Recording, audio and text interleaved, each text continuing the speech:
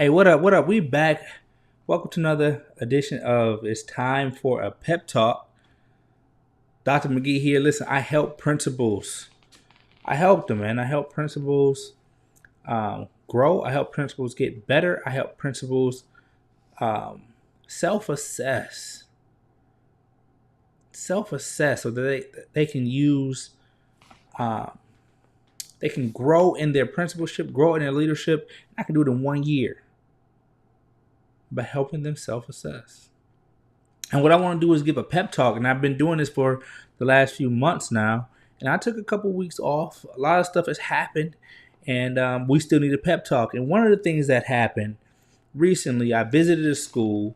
And at this school, I had a chance to kick it with the principal and the dean of students. And when I tell you, man, we were talking and talking and talking and talking and talking and talking. And you know, we getting ready to read to the kids, and I'm like, I don't want to lead the principals because they need support too. And I think the issue was that many principals or many people don't understand the principal role except the principal. Like the principal really is in that seat doing the work, and oftentimes the only people who really get it are other principals. So principals need principals. That's it. It's just principals need principals for support. Principals need support. And that's the message for this week.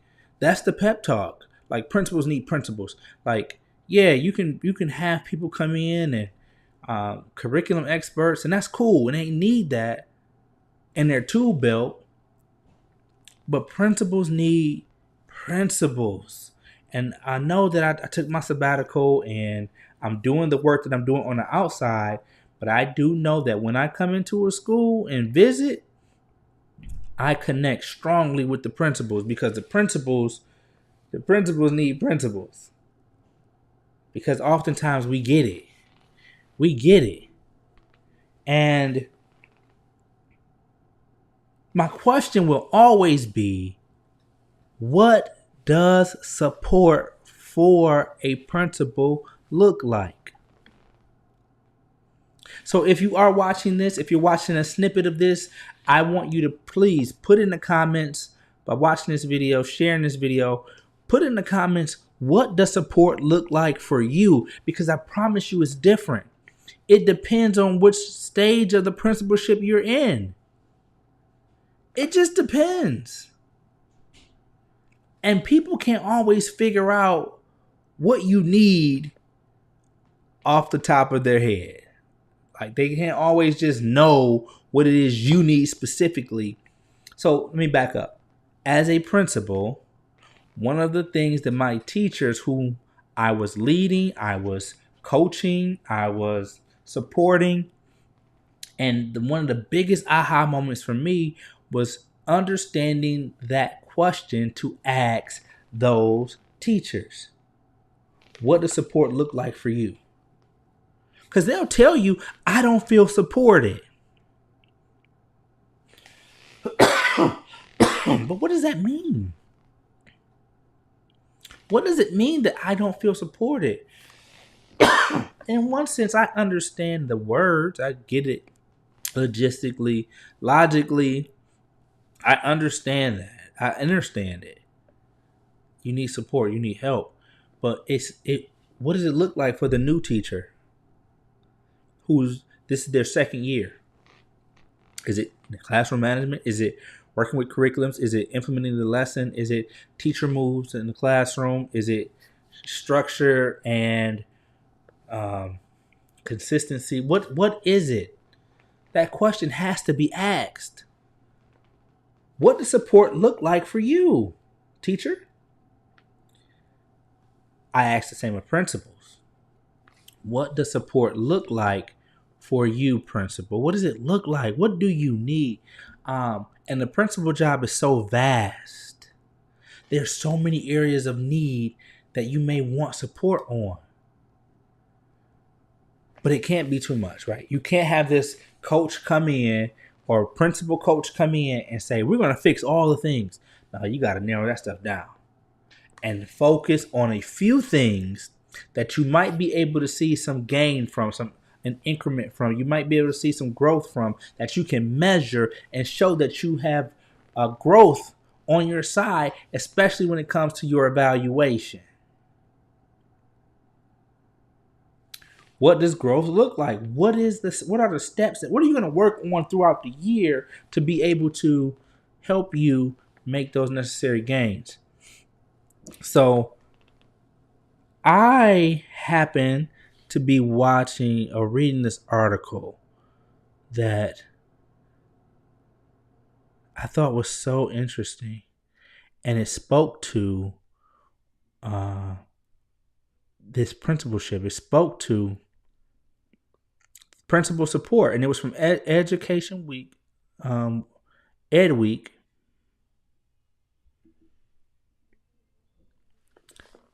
Here it is. Principals need support. That's where the principal coach come in. That's where it comes in. So now let me tell you. I have transitioned into a principal coach. I work with principals. I work with assistant principals, deans. I work with leadership teams, and I love to coach them and work with them and walk alongside them on this journey so that they can be them best selves, so that they can have the self-awareness to be able to move and shift and be the leader they need for the moment that arrives. My man Jason Wilson wrote a book, The Moment Demands. Yeah, it's something like that with the principles in your leadership, because all these things are in your leadership toolbox. And when the situation comes, which tool do you use at the right time to be able to be effective? Yes. So that's what I help principals do. And obviously, this is a thing because there's a whole article on it. And this was written, and I'm sure there are more, but this one jumped out to me because there are 4 things that seasoned coaches need to be able to do to help their principals be more effective. So I enjoy reading this article. It's here. You can check it out. Again, this is Ed Week, all right, Education Week. If you are subscribed to it, that's great. Go to there. This was in 2023, and Adrienne Battle wrote this, and she's a pretty dope educator. I love to meet her. She got the education of. She's from Tennessee. She's the superintendent of the year. She was the principal association, a supervisor of the year. She was NAACP Legacy Award. She's a beast. She's won awards that I wish I could have won in my tenure as a principal. But a couple things, man. A good she cites here that a good principal in the school can yield anywhere from 2.9 months of learning or 2.7, that's in learning and math, and then 2.7 months of reading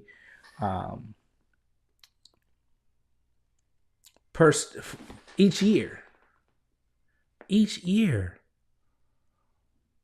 A strong principal, an above average principal, can yield these levels of growth in a school.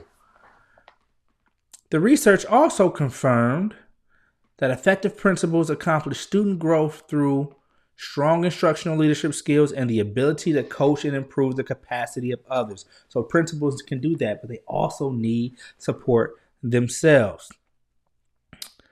She said, according to researchers, it's difficult to envision a greater return on investment in K-12 education than the cultivation of high-quality school leadership. Findings like this affirm the tremendous positive impact that great principals can have on their schools and their students. But who supports and cultivates this high-quality leadership? Who does it? Principals. Principals get it. Principals should be able to do it. So I really enjoyed this this article, and you should check it out. because there's a couple things she mentioned here that I'm just gonna break down today, and I gotta get out of here because we already 10 minutes in, and you're getting ready for school, you're getting ready for the week. I'm not gonna sit here and keep babbling on and on and on, but here's what we're talking about. 4 things that principal coaches should be able to help principals with. Now, there are many others, but here are 4 things. Number 1, zooming out. Zooming out. Getting the big picture. Oftentimes for us principals, man, we are boots on the ground. We are in the trenches. We're in the everyday hustle and bustle of the school. And how often do we have dream time? We sit back and go up in the blimp and look at the 50,000 foot view of our school, our district, our city. Because you are a leader in the community. How often do you get a chance to zoom out and have that perspective and start charting the territory? How do you start navigating the planes, the educational field, and start thinking, where are you going to be positioned in the next 5 years? If you last that long. 7 years, 10 years. Next school year, how are you positioning the school to be better than they were before you got there and better once you leave? You have to be able to zoom out. Look at the year, set new goals, role play various scenarios. Talk to other principals and exchange best practices. This is all in the article, but this is all real life. When was the last time you zoomed out? Coaches can help you do that. They have the time, the space. They can help think through things and start giving you the little prompts you need to be able to start planting the seeds so that you can grow. Principals need principals to coach them. The second one, operationalize the theories. Listen, how do you put these theories in action? We can read all the books that we want, but how do you put the theories in action?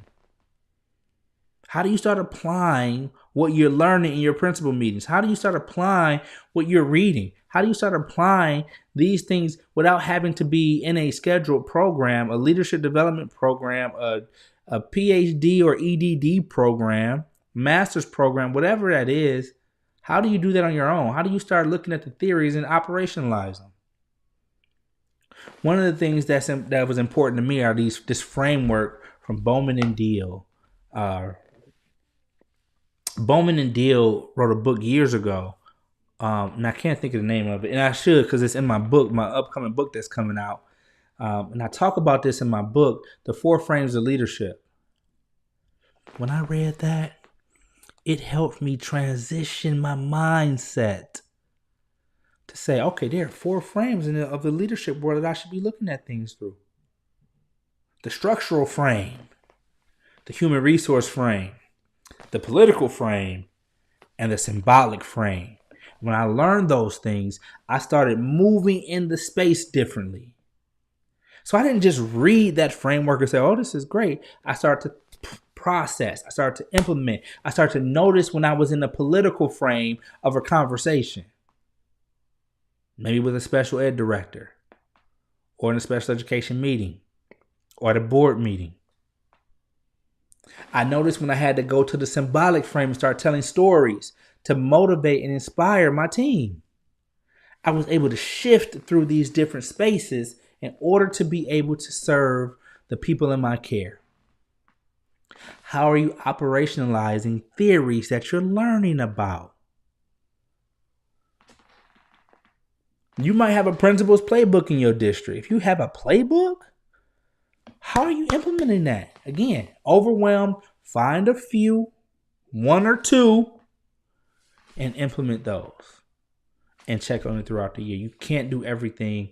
You can only do a few at a time. All right, next. Build effective systems. She says, seeing the processes that are already in place allow district leaders to identify where the gaps are in the system and how to address them. How do you build effective systems? You have to be able to see the system first in order to be able to make it more effective. If you're in elementary school, what is the process for lunch, the transitional period for lunch? How much time does it take for kids to eat, get their food, and make it outside to recess before the next group has to come in? How long does it take for students to have to transition from their special classes?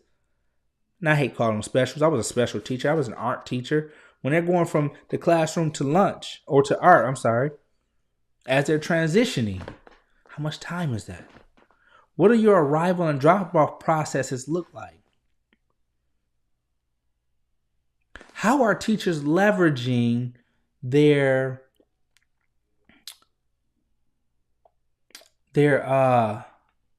gosh, I ain't been out of it that long to not remember what it's called. Their planning time, their planning period. Can you create a common planning time as a principal? Can you build a system that allows that to happen? I figured out a way to do it in my building for my teachers at that time. How do you build effective systems, principals, so that you're not always the one that is on call? You can't put out every single fire in the building and lead the building at the same time. It's complicated to do. And the last one is always keeping students at the center. Keeping students at the center. They have to be at the center of it all. Because at the end of the day, they're the ones being impacted.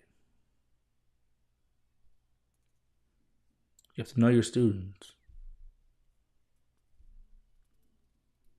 They know who they are. Know how they are. And when you're thinking about goals,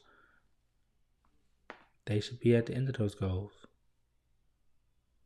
Keep your students at the center of all of this. And be coachable, principals.